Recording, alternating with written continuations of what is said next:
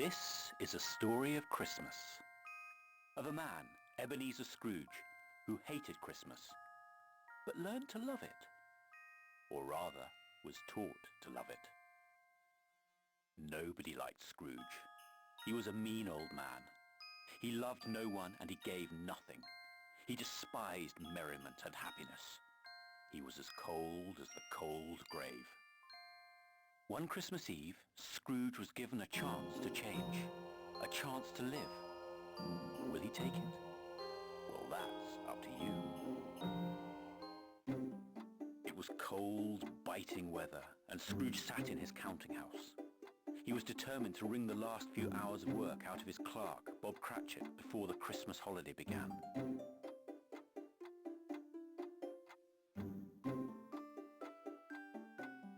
Bob sat shivering in his corner of the office.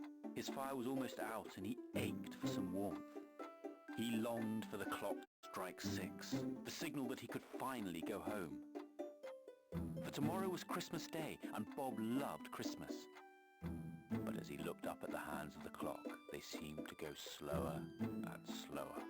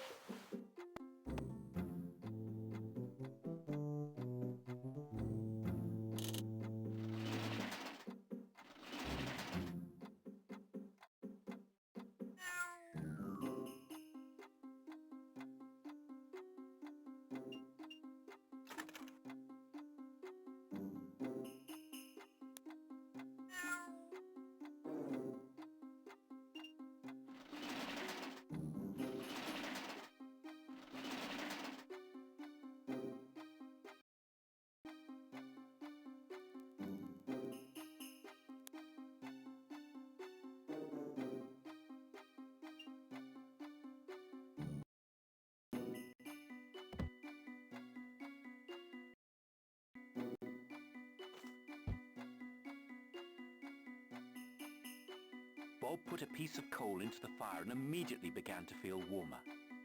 Scrooge glared at him, but Bob was writing in his ledger as though nothing had happened. Luckily, at that very moment, the door swung open and in walked the old man's nephew, Fred. "Merry Christmas, Uncle!" cried Fred cheerily. "I have come to invite you to Christmas dinner." Scrooge was having none of it. "Bah humbug," came the sour reply. But Fred wasn't put off so easily, and he promised his uncle that if he changed his mind, the invitation would remain open.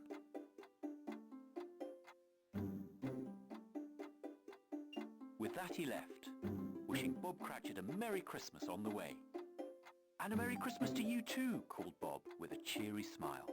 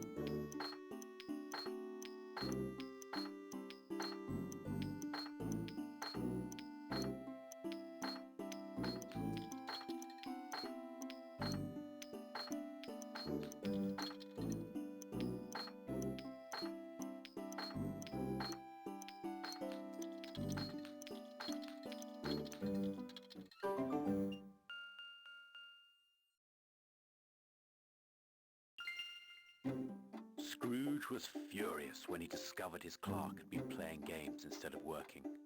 But once again, Bob was saved by circumstances. For at that very moment, two gentlemen collecting donations for the poor came visiting. Scrooge growled and sent them packing, empty-handed with another bar humbug. Bob felt sorry for the gentleman, but was delighted when the clock announced it was finally time to go home. He wished Scrooge a Merry Christmas and danced out of the grim office. Scrooge muttered, put on his hat and scarf, and ventured out into the city.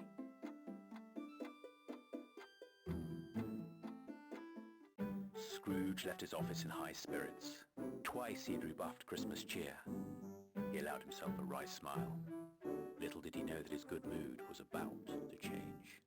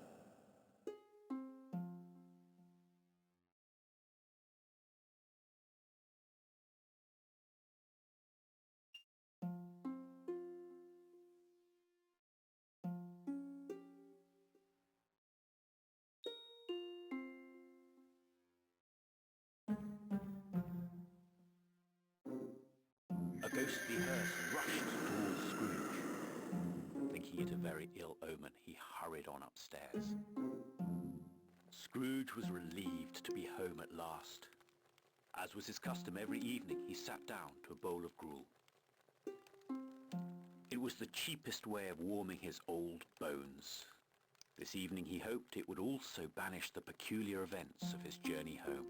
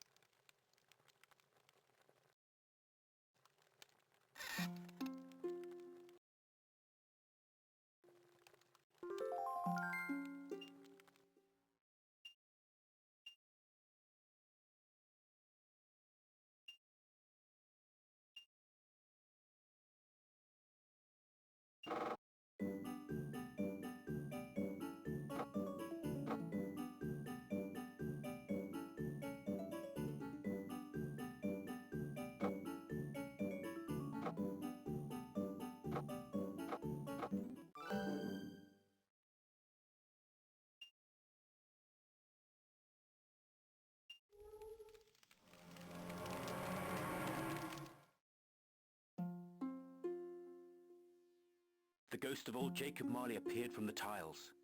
He was desperate to warn Scrooge of the fate that awaited him if he did not change his ways.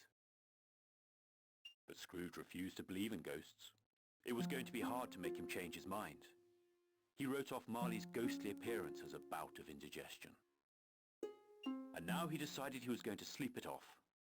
Marley's ghost was at a loss. What could he do to...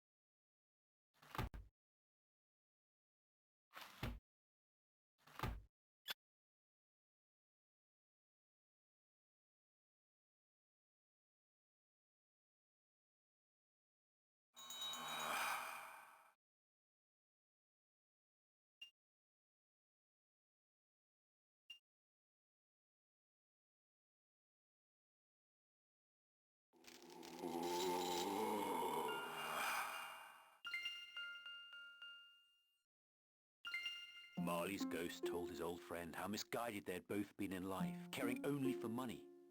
He uttered a terrible warning. If you would escape a fate like mine, you'd best listen to what I say. As the clock strikes 1, you'll be visited by 3 different ghosts. Learn from what they show you, or, like me, you will be doomed to walk the earth with chains around your neck. And with that, Marley's ghost flew away through the window. Scrooge sat stunned upon his bed. The big clock in the hallway announced the terrible hour. 1 o'clock. At once a shiny bright spirit appeared right in front of Scrooge's eyes.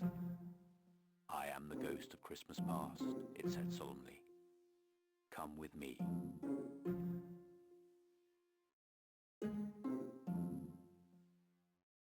The ghost of Christmas past took Scrooge on a journey back into his childhood.